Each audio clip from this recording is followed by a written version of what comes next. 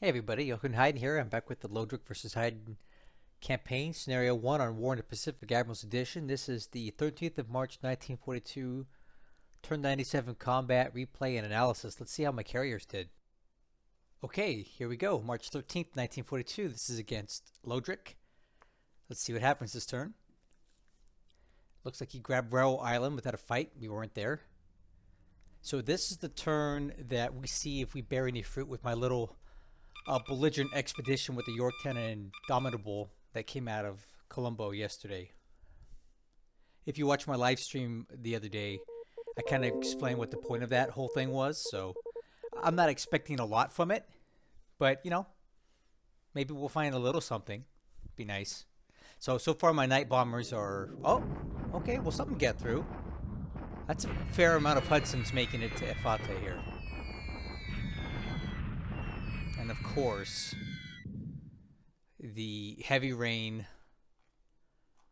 gives us no luck. And I'm starting to think that I need to start looking at the moonlight. I think that has something to do with this too. If it's really dark, I don't think the aircraft are finding their targets well. Okay, so B-17's getting through. Clear sky, which is great. They find no targets, a bit get damaged. Some more B-17s. I'm hoping for something else good here. Runway hits. Alright, one runway hit. Hardly worth it. That's it for night bombing. Very lackluster. Ooh, did you see that? Oh! Nice. So this is the ship that I sent away from Nadi. Apparently we've got Japanese subs out here. He fires torpedoes and has a little Mark 14 issue of his own. Granted, these are not Mark 14s, they're Type 95s. They hit the ship, they didn't detonate. So I guess it's not just me that has bad luck with torpedoes sometimes. Watch, I bet you that sub's going to come back and... Oops, that's not looking good. That ship's going to sink.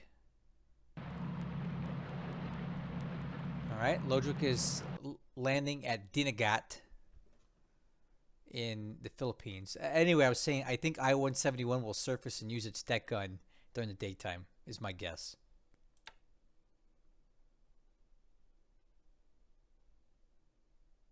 I don't think that Peary's going to make it to port. That's down near New Zealand. I didn't think it would anyway.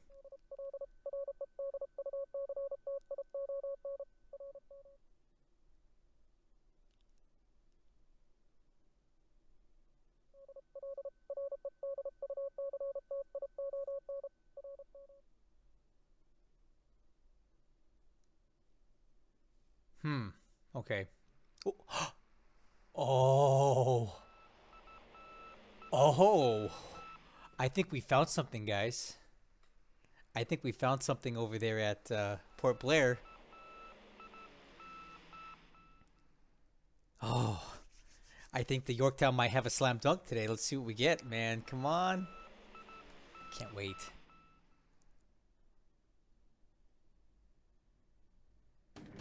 Oh, come on. I want to see what the Yorktown found in Port Blair. Whew, look at the size of this raid. Okay, so Lodrik wants some retribution for yesterday's defeat on the ground, so here it comes with the heavy bombing raids. I expect a lot of hits on this hex this turn. Okay, overcast. Does a little bit of good for us. Whoa, this is odd.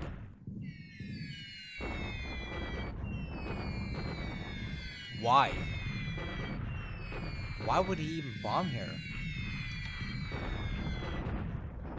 Huh. So he sent some bombers on a random spot. Like, how did he even know there was troops on here? That's surprising to me. I don't think he's been reconning that. How would he even know there's troops there? Interesting. Okay, back to the hex north of Sion.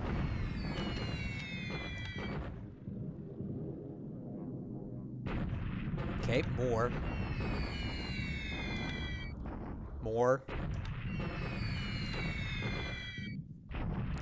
Okay, now we're over in Borneo, and he's just plinking away at these units that are north of San Marinda, trying to get to the coast to be area backed out by float planes.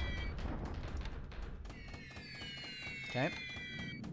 Another raid coming back to Sion, North Sion.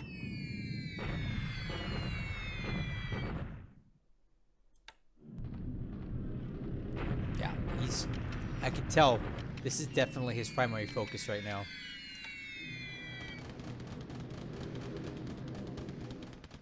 Well, this ship's gone, but that's okay. The period is done for. Period. What a name of a ship, right?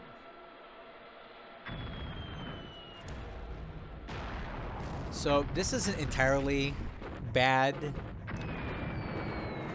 Okay, I knew this ship was going to sink anyway, but what it did do was it sucked up a lot of the supply out of Suva before it went down. So it sank with probably 2,000 to 3,000 supply points on board. And that's supply that the Japanese cannot have. So I basically scuttled the supply with the ship.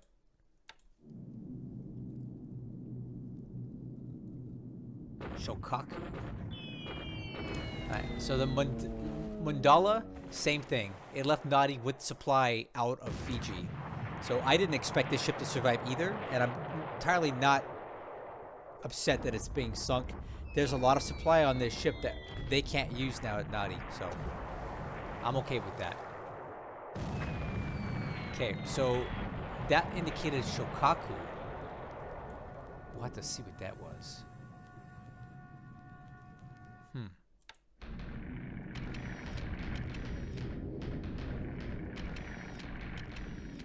Oh, here we go, guys. Let's see what we get. Let's see what we get. Oh, nice! Dude, 1,000-pound bombs in a destroyer. Yudachi. Okay, come on, guys. Let's do this. Nice. Obliterated. Come on, Yudachi. Take one. Yes! Nice! Come on. Come on. Let's do some more. Yes! Oh, it's done. It's finished. It's finished. Oh, these guys are gone. These little destroyers cannot take 1,000-pound bombs.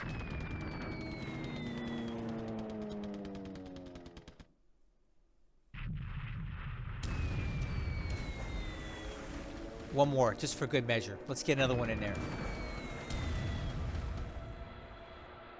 It can't detect.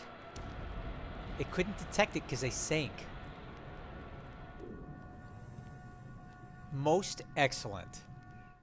Alright, I think it's safe to say that we have sunk the Yudachi and the Harasami. They both took 1,000-pound bombs. Man, that was way better than I could have ever expected. Oh, thank goodness. Finally, something good happened. Sweet. Okay, that was AM phase. Man, that thing's not going to make it.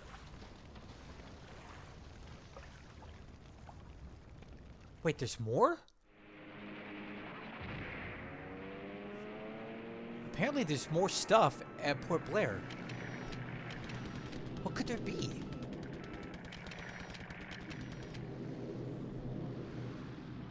Look at that, there's more stuff there. Come on, guys. What do we got? What do we got? The Yudachi's still up and floating.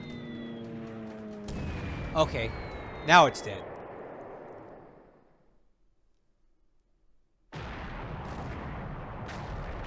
Figured it would have sunk already.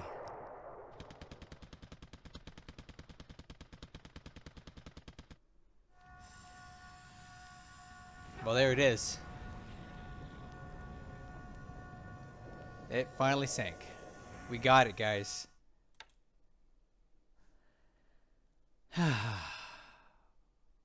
Our belligerent expedition has borne fruit. Yeah, the Japanese cannot afford to be losing those kind of large fleet destroyers like that. Oh, called it. The shock attack that we've been waiting for. I fully expect him to take this. Whoa! We held him off. All right. Well, we held him off, but took a lot of casualties doing it. But Palembang lives to fight another day. I think he just came in a little too light here. All these tank regiments. I don't know. I would have figured they would have done better than that, but whatever, they didn't.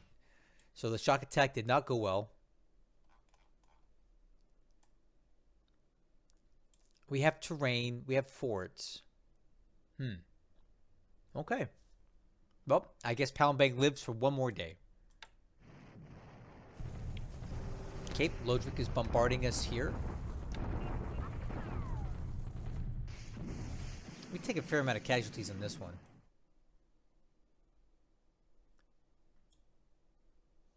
Yeah, I don't like to see destroyed squads. Alright, here we are back at Darwin. If I were a betting man, I'd say this is the day that we lose it. Oh! This is turning into another Luganville for him. Now, very lopsided as far as casualties go. Like, we're basically out of troops now after this. A lot of destroyed squads, but we hold them off for another day. So, this is really draining him. Huh. Alright, well, Darwin is the next Luganville. This I expected. Obviously, they'll win this one. And the units are still alive. I can't believe these units are still intact. So he displaced us out of Tanjung Salor.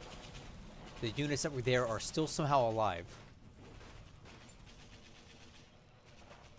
Alright. That's it. Ooh.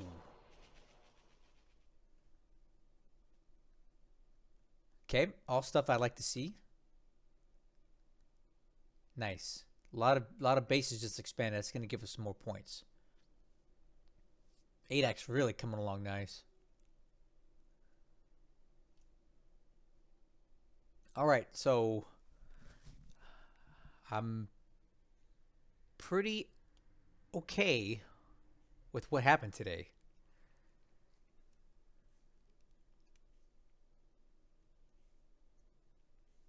We definitely hurt Lodrik pretty good there with the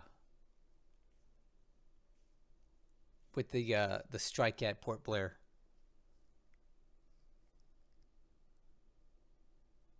Nice. Queen Mary's here.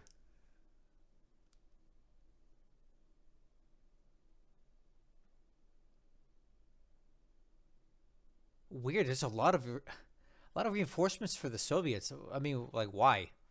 Can't even use them. I saw some other good units come in though. Wow, this was a good turn. I can't wait to watch, or we already watched it. I can't wait to see what happened. Let's find out.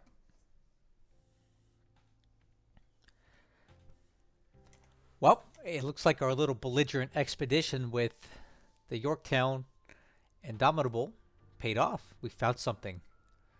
Now we need to figure out what we're going to do next. But before we do that, let's do our usual thing. And we'll start with the intelligence report for this turn. Aircraft losses. 0 for us, 3 for the Japanese today. Can you believe it? We flew all those aircraft off these ships and not a single loss today from that. That's pretty awesome. So, Lodrik lost 2 Sallys and 1 Mary. No big deal.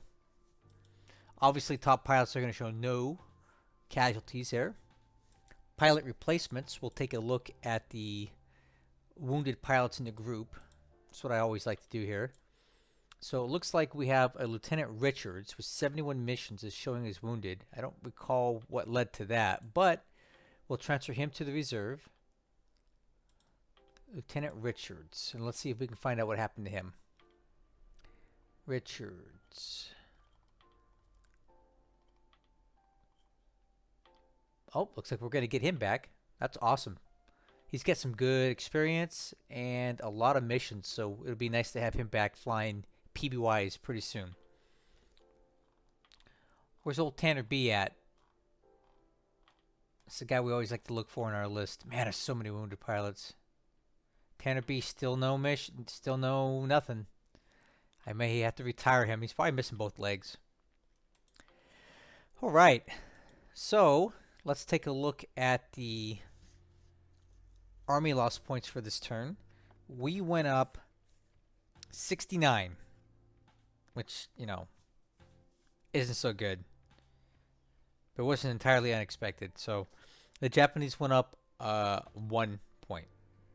1 point. Ship sunk this last turn. Interesting, right? So we lost the Period and the Mandala, and these are both retreating from Fiji. However, they were loaded with supplies from Fiji, so they sank with the supplies on board. It's unfortunate that we lost them, but they were in port. They were going to die no matter what. There was no way they were going to escape, but at least they carried some supply out of Fiji with them, so we're not leaving as much left for Lodrik to capture. Now, we're missing something from this list, but we actually sank 2 destroyers, the Harusame and the Udachi, and we also put a direct hit into this AMC, this WA-20. It was obliterated by a direct hit, if you recall that. I love seeing that. Obliterated. We also obliterated the Harusame, which is a Shiratsuyu class, and along with that, the Udachi went down. Although it's not shown here, we know we sank it. So the Japanese lost 2 large fleet destroyers. And again, they don't really get a lot of those back, so every one we kill really hurts the Japanese more than when we lose a destroyer, because we're going to get hundreds of them. So I would call that a win. Really happy about that. So let's look at the Japanese ships lost all dates so far. And I like to sort this like this. CV's at the top. Oh, Allied Japanese ships only. So there's the tally so far. We get a nice little collection of destroyers now. And again, we're missing the Udachi. Umekaze is also a Shiratsuyu class, so he's lost 3 of those already. And it looks like a bunch of Yugamos too, which I would say the Yugamos are probably among the best of his destroyer classes that he gets. So, I know, oh, okay, Garo too. Anyway, I'm really happy with our collection of destroyers destroyed so far. So we got a little collection of DMSs. I cherish these kills. I like killing these things. And then a few subs too. So all in all, we're doing okay. 83 ships reported as sunk, although I believe it's actually more than that. It's like 88 or 89. So for this turn, unfortunately, despite our success here, the Japanese did gain another 196 points on us total. And that leads the ratio now to 1.565 to 1. And again, 4 to 1 is the magic number we're trying to avoid by the end of this campaign. Well, the end of 1942. One last thing I want to show you on this screen that I think is very interesting is this. The amount of sorties being flown. We're almost cranking out 2 to 1 sorties on Lodrik. And what I suspect is the case is that he's running out of supply. So he doesn't have the supply to be flying random sorties like we are. We've got no real supply issues anywhere, so we can fly tons of sorties per day, and he cannot. So I think this is starting to indicate some supply issues for Lodrik, unless there's a better explanation for it, which I really don't see, because for a while we were keeping pace, or he was slightly ahead of us, but we're almost 2 to 1 on him now. So that could be telling. So we're done with the intel report. I looked at the combat report, and the only thing that's really exciting that we already saw was the destruction of those ships at Port Blair. In the SIGINT, I saw really nothing noteworthy. Nothing that we could really act on. Same kind of stuff, nothing that we haven't seen already. Now, ops report, we have quite a bit of stuff here. So I do want to point out this to you. The pumps failing aboard the DD Piri. We saw that repeatedly, that this ship was basically on the verge of sinking, and I was convinced that we were going to lose the Piri. But I want to show you something. Look at this. Look at this. You ready? You ready? It made it. Guys, it made it. Is American damage control something or what? I cannot believe it. the Piri survived. So despite me screwing up and sending these guys down here and getting them almost killed, we only lost one of those 3 Clemsons. So this one somehow limped into port, basically dragging its keel on the bottom of the bay. But it made it in, and now we can get it into pierside repair, start working on the system damage. And we'll get this down to the point where we can escort it back up to Auckland where we have a shipyard and permanently repair it. The Lawrence also made it in, but it wasn't really in fear of sinking at all to begin with. But yeah, this one we can get. Let's just go ahead and do it now.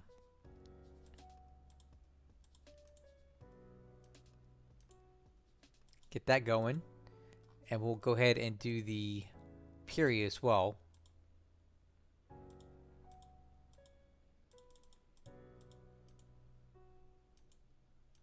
There we go. Well, that will not sink now. I'm really happy about that. So, I'm patting myself on the back. Proud of what I did here. That's good stuff. All right. Okay, so that's done. Oh, also in the ops report, I'll save you from me having to look at it.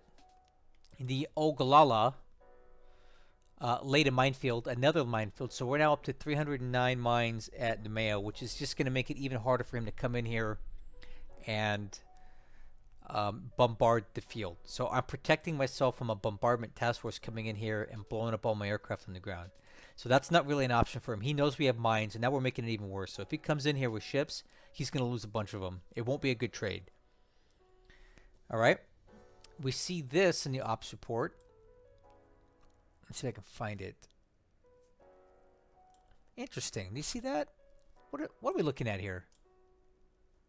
Pilot reported killed from SB3? Well, that's weird. We're not really reporting any killed pilots this turn. I'm not quite sure where that says that.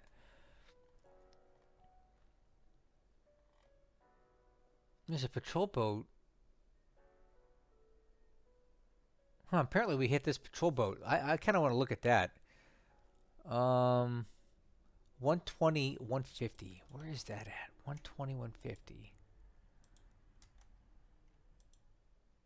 120, 150. Oh, apparently our PBYs came in here and bombed or hit this patrol boat. I'm guessing it's this one.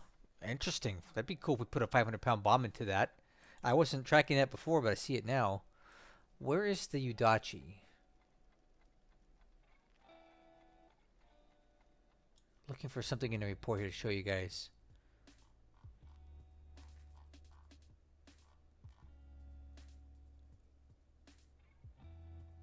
I know I saw. Oh, DD Udachi is reported to have been sunk near Port Blair. So that's how I know that we sank it. The Harasami, we know it sank, but this one is actually reported to have been sunk. So when you get this in the ops report, it's basically locked in. So these two we know are dead. And the Harasami is the third one. So that's good. Check this out. Queen Mary at Cape Town. This is going to be clutch. Look at this. This is a fantastic troop ship. And here's what we can do with this. Watch this. We're going to get a transport task force going with the Queen Mary. That thing goes so fast. Watch. It's going to be East USA. We're going to go full speed. Set the home base deck to Eastern USA. And return. Remember, you don't burn fuel when you're moving off map, regardless of your speed. So you know it is what it is. But we're moving 18 hexes a day, so we'll make this journey in no time flat. So this is going to be a really good troop ship. Look how many troops we can get on board. 8,500. We could almost move an entire division on this thing. So I'm going to be using it to drag stuff back and forth between East USA and Cape Town. So great to have this. Okay. Got that off my list. The USN Base Force arrived at San Francisco this last turn, and this one is actually pretty good. Take a look at this guy. This Base Force has got everything we need. Naval support, aviation support, a little bit of everything in here. So I'm going to be planning on sending it to Akyab in Burma eventually to facilitate supply transfer between Calcutta and Rangoon. So I'm going to be dropping that right there. We also got a USN construction battalion at Port Hueneme. So this is going to also go to Akyab to help build up that base. So it's already on the way to East USA to be transferred via ship out that way. It's cool. We got a U.S. Army base force at Seattle. And these have a little bit of aviation support, but they also have a lot of regular support. So if you have a lot of units stacked up in a hex and you want to help them like regenerate their disabled squads faster, you want support to facilitate that. So this has more support than it needs for itself. So basically, whatever the difference is here gets shared with other units nearby. And the last thing out of the op support that I thought was noteworthy was the arrival of this unit in Brisbane, which is not that one. This number 76 squadron. This is another one of the Australian P-40Es. Unfortunately, this one comes with a lot of very inexperienced pilots. So it's going to take us quite a while to get this thing spun up, but we already got it set to train. All right, so that's everything on my list. Let's go ahead and talk about our normal thing, and we'll start in China. So we definitely are holding strong in this hex. We got our supply situation resolved, so we're no longer out of supply. We're going to start working on assault value here, and we still have troops moving over. So we got 400 AV here, and 255 AV there. And I think once we get that transferred over, he's effectively blocked here for the time being. That's what? Another 600 AV there. I don't see him being able to bring enough AV assault value up here to break through with this hex. And again, it's rough terrain, so that gives us a ×2 multiplier. Yeah, so he'd have to rob from down here to do it, and quite a bit. I think we've got this situation stabilized for now. Last turn, he did not bomb Changsha again. And again, we're building up the fort and the airfield while he's allowing us to do that. And here's what I think. This is my theory about it. I think his supply situation in China is bad. That's why he's not really attacking too much, and that's why he's not flying as many sorties every day. Every time you fly a combat sortie like that, it costs supply. The manual says exactly what it is. It's like 1.5 or 2.5, 3 supply points per sortie per aircraft. That's a lot of supply to be burning.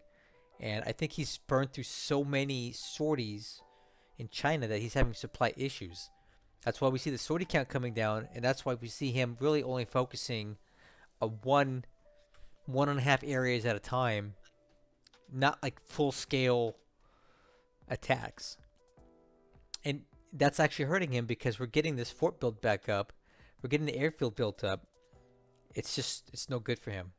You know, once I have the fort built up to size 4 here, I'm pulling out a lot of these engineers and moving them back up this way to start working on the Burma Road to get these bases improved. And that's only making it worse for him. So every day that he doesn't break through somewhere is a day that we get more supply potential coming into China. On the Burma Road, we continue to build up these bases along the way. I need to get this number up quite a bit, and by building up the fort and the airfield, we can make this number higher. Same thing at Suyong. We're working on that. This number is about to tick up here next turn when that goes up to size 2. Kunming, same thing. We're working on the airfield and the fort, and we're going to increase that number. And that's going to alleviate some of our supply shortages flowing from Rangoon to Chongqing. In Burma, it's very quiet again. We've seen virtually no activity from Lodrik at all. Nothing. We see these guys moving south, but we don't know how many or where or why. We don't see any kind of offensive maneuvers up this way. We don't see any kind of bombing effort up here. We're currently on the way to taking Chiang Mai. And based on what I'm seeing here, okay, let me show you something. I want to show you a little theory that I got. You see how I hit move direct and it says just direct and nothing? I think he abandoned Chiang Mai. Because watch, when you do that somewhere else, right? Watch this. If I go move to here, enemy, right? But when I move this one to here, there's nothing. So I think that's telling us that he does not have anything in Chiang Mai. So I'm about to grab a free base here. And this is a decent base for air bombardment and bombers. I can build this thing up pretty high to size 7. I think that's a mistake to abandon that. So basically, we're going to own all of this top half of Thailand here. And I don't know why he's not fighting back. Because once we get a foothold in here, he'll never get us out. So far, I would say the Thailand offensive is going very well. We now have troops coming down the road here to take Tavoy. And if you notice, if you see the detection level, there's no troops in Tavoy. Why is that? Why is he not manning these bases? I don't get it. I don't know what his strategy is in this part of the world. It seems kind of lackluster. I'll put it to you that way. Wherever those troops are being committed, they're not definitely going after Burma, and that's good for me. Anyway, whatever. So I think the big story for this for this turn, was the task force of Yorktown finding those destroyers just kind of hanging out at Port Blair. We nabbed them. And here's what else we see. He's got 4 units on the base. He's got 12 bombers as of last turn in the base. And he's got 4 ships in port. So I don't feel like I'm done here yet. But we've got to be smart. And here's the issue. He knows we're here now. Okay? We're all detected.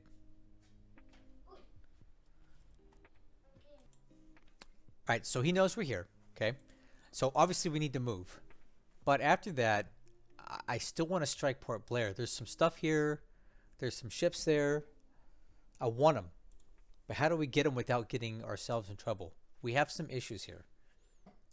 As of last turn, he pulled out all the bombers from Bangkok, and I don't know where he moved them to. My guess is that he moved them maybe to Sabang or Alor Star, Georgetown. Bases that can support twin-engine bombers, right? And there's a number of them. So my guess is he's moved bombers to other bases a little further in Malaya to get them closer to here. So the max range of a Nell, I believe, is 14, and it's 17 for a Betty, so they can carry torpedoes. So I do probably want to move a bit north here. But we can't stay too long because he's going to start sending whatever he's got here in Singapore up after us within a turn, if he hasn't already done that. So what? That put something about up on here maybe, assuming our PBYs don't spot them, which they should. So I've got one more turn to get something done here, and then we got to skedaddle. But look at that, 152 fighters in Bangkok. And there is a risk that he sends fighters to Port Blair. We won't see that until next turn, right? He could have already had them moved here, and we don't know it.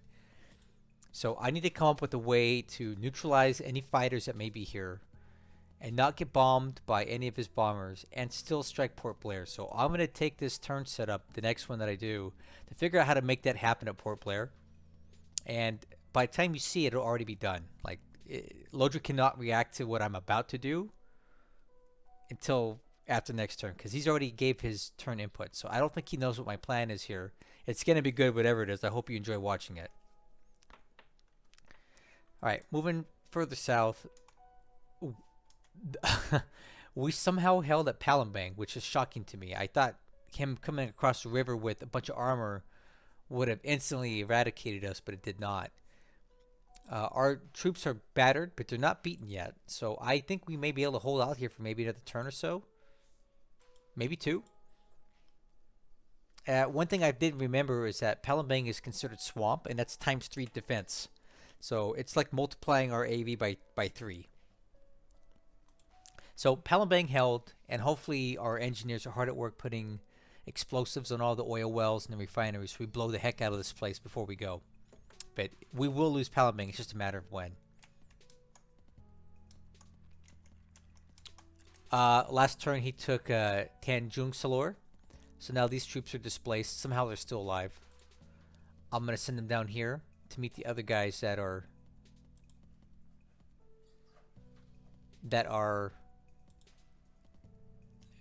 trying to get over here to get airlifted out. Hope I moved them into the right hex. There we go. All these guys are heading down that way now so that we can try to get him out while it's not too late. In the Philippines, we see that he's now in Bacolod. I'm sure this will go very well for us, right? He's also on the move here at Malaybalay, trying to find us in this hex, and he sure will when it's time. Nothing else really happening in the Dutch East Indies for now. We do see his carriers retreating northwest, which would put them heading back to Surabaya to rearm and refuel this whole task force. We see these guys moving southeast, which is curious to me. I'm guessing this is a reinforcement convoy for Darwin, but I'm a little surprised that he's not trying to support this with these carriers, unless he is. Maybe he moved them back here to intercept and he's going to bring them back down, because if he comes anywhere near Kupang, I got some bombers that are going to have something to say about that. So let's see what he does with this, but I am looking to try to hit these guys if they get too much closer without these guys covering them. So Darwin, we had another victory here, if you want to call it that, where he was unsuccessful in taking the base. And that's really surprising to me because Darwin is on clear terrain and our fort level is down to 1. The AV's low. Right? Disruption's high on Emery Port Fortress. The only thing we've got going for us is some pretty decent morale in the remaining troops, so we'll see how much longer we can hang on here. I'm also in the process of trying to find a way to get these aircraft out of Catherine, but supply issues are definitely causing us not to be able to get stuff up, get supply in here. I've been trying to airlift supply, and it looks like we're losing that battle, so I'm going to stop wasting the time. Where are those guys at? Yeah, we're going to discontinue the supply missions because it's just not bearing any fruit. So if I had to destroy these aircraft in situ, I will. I'd hate to do it because I really want these guys, but they're just damaged and we can't get them out. Coming around the corner here, nothing really happening all the way around Perth. This is the Queen Elizabeth. It's going to come in here and, well, you know what? Let's see something.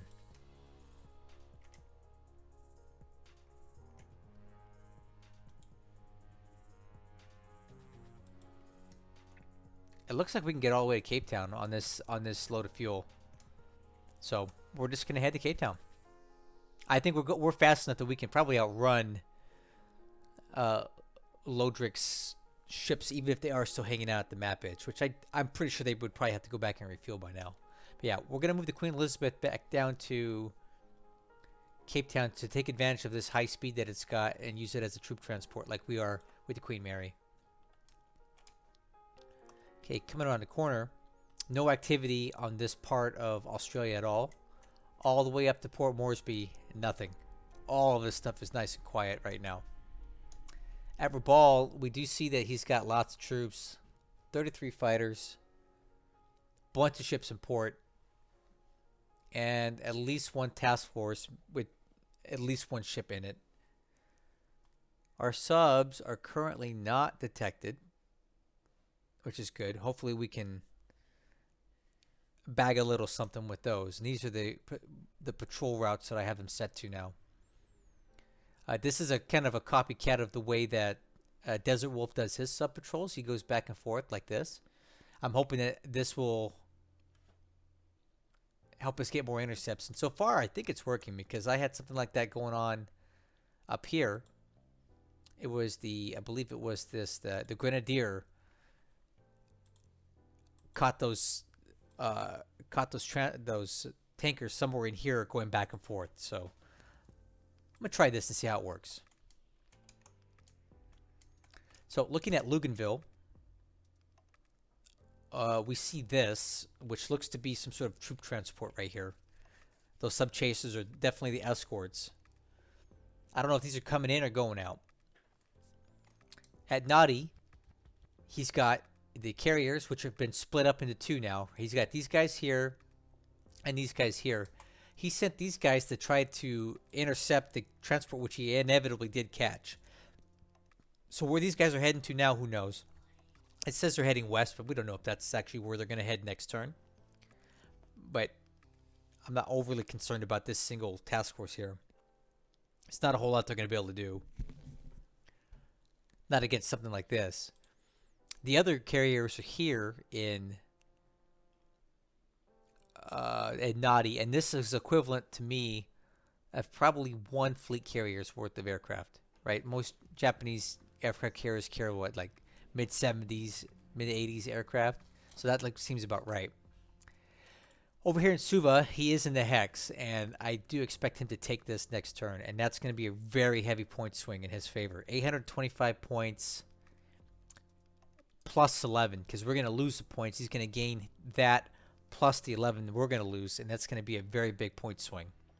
Not enough to win the campaign, but enough to move him in the right direction. The only saving grace here is that this P-39 is now ready to fly. So we're going to fly it over to Nemea. And that basically rounds out the aircraft losses on Suva. We're not going to lose anything else. The only thing we're going to lose here are these troops, and that's it. The 8th New Zealand Brigade is a goner. Hopefully they go out swinging. And then he's going to own Fiji. And we'll see what he does with it. Honestly, at best, it's just going to be some sort of waypoint for his ships. But I don't really need Fiji. I can just bypass it. So I don't know what his long-term intent is by owning Fiji. But he's definitely creating a bit of a buffer, right? Let's look at this large strategic map. You see what he's doing, right? He's like driving a wedge. Well, sorry. He's driving a wedge into our possessions all the way down to here, right?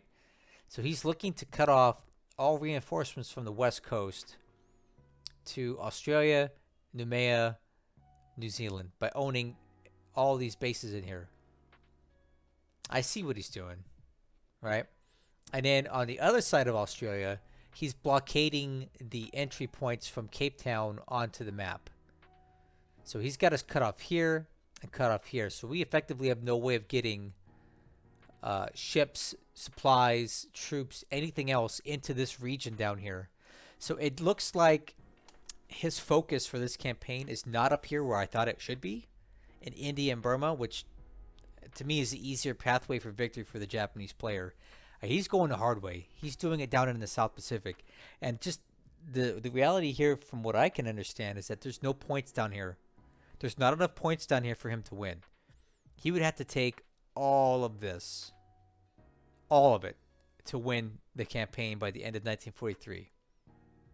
And I don't think he can do it. And I'm not just going to sit around and let this lie. Like, I'm sending stuff out here to deal with this. So I don't know what Lodrik's long-term goal is with this plan. I wish him well. Or maybe I don't. No, I don't wish him well. I hope he fails. Anyway, yeah. So expect Fiji to fall next turn. Fiji as it pertains to Suva. Alright, so I think that's the turn. I've been talking for a while. Hopefully you enjoyed this turn. Look for some more fireworks at Port Blair, good or bad. Either we hit Port Blair hard, or his bombers find a way to get to us and we lose all of our carriers here. Whatever it's gonna happen, it's gonna be exciting. So I'm looking forward to it. I hope you are too. And yeah, if there's nothing else, I will catch you guys in the next one.